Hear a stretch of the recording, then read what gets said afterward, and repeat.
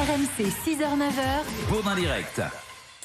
Et comme tous les matins, 3 histoires, 3 images insolites. Charles Magnin, Bonjour. On commence avec les résultats du dernier test Covid de Donald Trump. Oui, le président américain, vous le savez, prend de l'hydroxychloroquine à titre préventif, mais il est également régulièrement testé. Et cette nuit, pour nous donner les résultats de son dernier test, il s'est lancé devant les journalistes dans une tirade dont il a le secret. J'ai été testé positivement, enfin dans un autre sens ce matin. Oui, j'ai été testé positivement vers le négatif, donc j'ai été testé parfaitement ce matin. Ça veut dire que le test était négatif. Voilà, positivement, négatif, le tout avec un sourire, parce que c'est vrai que c'est un bon sujet de blague, ce test Covid pour Donald Trump.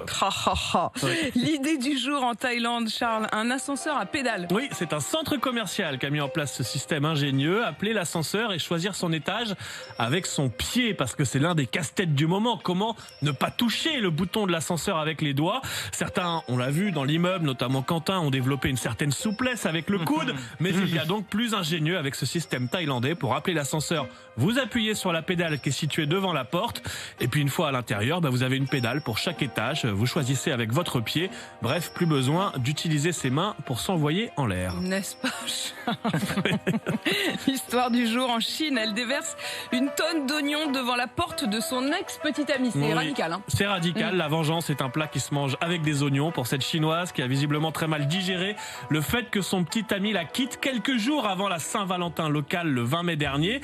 Alors pour se venger, elle a fait livrer devant la porte de son appartement une tonne d'oignons. Le livreur avait pour consigne de faire ça le plus discrètement possible. Une sans tonne sonner. d'oignons discrètement, moi j'aime beaucoup le concept. Il a réussi visiblement, le livreur. Il a d'ailleurs déposé le petit mot écrit par l'ex-petite amie dessus. J'ai pleuré pendant 3 jours, maintenant c'est à ton tour, a-t-elle écrit. C'est à ton tour, pardon, a-t-elle écrit. On ne sait pas si ça a marché, si son ex a versé quelques larmes devant le tas d'oignons, mais selon les médias locaux, ce sont surtout les voisins qui ont pesté, évidemment, au sujet de l'odeur dans l'immeuble. En tout cas, si elle envisageait peut-être qu'il revienne, je pense que là, c'est... Là, je crois que c'est assez définitif. C'est définitif. Oui. A priori, le coup de l'oignon, ça marque la fin d'une relation. C'est fini. Mais pour déposer une tonne d'oignons discrètement, je pense qu'il faut le faire un oignon à la fois, quoi. Peut-être un oignon à la fois. Je sais pas. 6h21.